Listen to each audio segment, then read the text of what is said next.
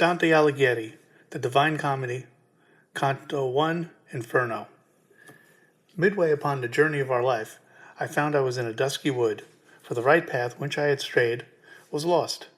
Ah me, how hard a thing it is to tell the wilderness of that rough and savage place, the very thought of which brings back my fear. So bitter was it. Death is little more so. But that good I found there may be told. I will describe the other things I saw. How I arrived there, it were hard to tell. So weary was my mind, so filled with sleep. I reeled and wandered from the path of truth. When I had come before a mountain's base, the ending of that steep and rugged valley, that lately had so struck my heart with fear, I raised my eyes and saw the mountain's shoulder already covered by the planet's rays, that safely guide the steps of other men. Then was my terror somewhat quieted, that through the last night's anguish I had borne within the very wellsprings of my heart, like one who, having battled with the waves in safety on the shore, with panting breath, looks back upon the perils of the deep. So did my soul, which still in terror fled, turn back to contemplate with awe and fear that past which man had never left alive. After my weary body had been rested, again I had started up the desert steep, so that my lower foot were e'er the firmer, when lo, close to the bottom of the mount, a leopardess, light and poised, and passing swift, her hide all covered o'er with inky spots. She stood before me, face to face, blocking my path whenever I advanced, so that I turned and turned again in vain. 'Twas at that very earliest flush of dawn. The sun was rising, placed among those stars which were surrounding him, when love divine first set those heavenly things upon their course. The time of day, the soft air of the season, emboldened me to hope I might prevail against that beast with gaily spotted hide. But not enough to overcome my fear, when I beheld a lion in my path. He seemed as if he were advancing on me, his head erect, by rabid hunger driven, so that the very air did seem afraid. A she-wolf stood beside him, gaunt and grim, whose leanness showed her hunger unappeased. Though many she had caused to live in woe, so heavily she bore my spirits down. With terror, which her very aspect caused, I lost hope upon making the ascent. And as a man who glories in his gains, when comes the time that all he has is lost, despairs his thoughts oppressed by misery, so I became before that restless beast, which, coming on against me step by step, made me retreat to where the sun is still. While I was stumbling down to the lower ground, before me, my startled eyes appeared a man, whose voice seemed weak from long continued silence.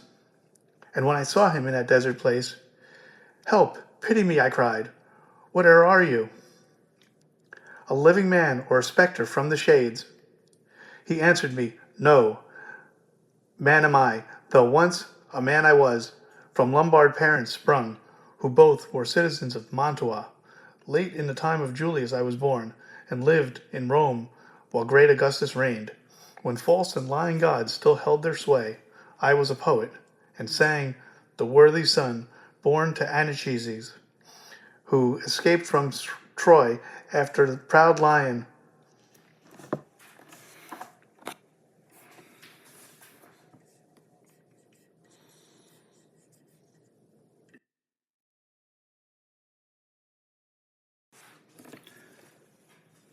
He answered me, "No,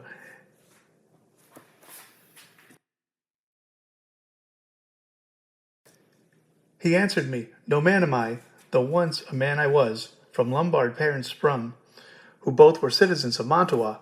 Late in the time of Julius I was born, and lived in Rome while great Augustus reigned.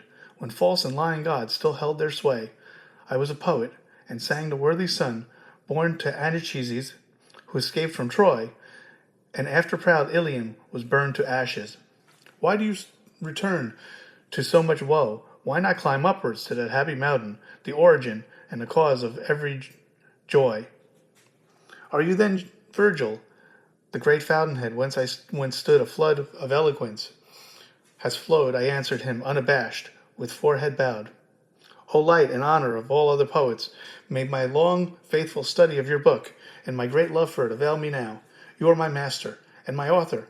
It is from you alone that I have taken the lofty style for which men honor me. See yonder beast from which I turned away. Protect me from her, O illustrious sage. My blood is trembling in my veins from fear. Another passage you must seek, he said, perceiving that my eyes were filled with tears. If you would safely leave this savage place, for that wild beast which makes you cry aloud suffers no man to pass along her way, but blocks his passage till he has been slain. Her nature is so evil and malign that never is greedy her will appeased. Food only makes her hungrier than before. With many another animal she has bred, and will with many more, until such time that the hound shall come to make her die of grief. That hound who shall not feed upon the land or riches, but on wisdom, love, and valor. His fatherland shall lie between the Feltries. The Savior, he of fallen Italy, for whom the maid Camilla died, and Turnus, Aurelius, and Nixus shed their blood. Through every city he shall drive her on, until again she takes her place in hell, whence envy shall set forth to plague mankind. Wherefore I think that it were best for you to follow me. I shall be your guide, to lead you hence through that eternal place, where you shall hear despairing cries of woe, and see the ancient spirits in their grief, proclaiming they have died a second death. Then you shall look on those who are content to burn in flames because they hope to join, whoever it may be, the blessed throng. But you wish to reach the realms of bliss, for there will be a worthier soul than I. I'll leave you in her care when I depart.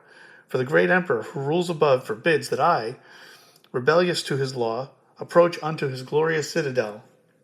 The Lord who ruleth all there sits on high, there in his city, there his lofty throne. How happy there is he whom God hath chosen. And I to him, O poet, I beseech you, by that same God whom you have never known, that I may flee this wickedness and worse. O lead me where you said but now a while, so that I may behold St. Peter's gate, and those you may say oppressed by grief. He moved on. I followed in his steps. End of Canto 1.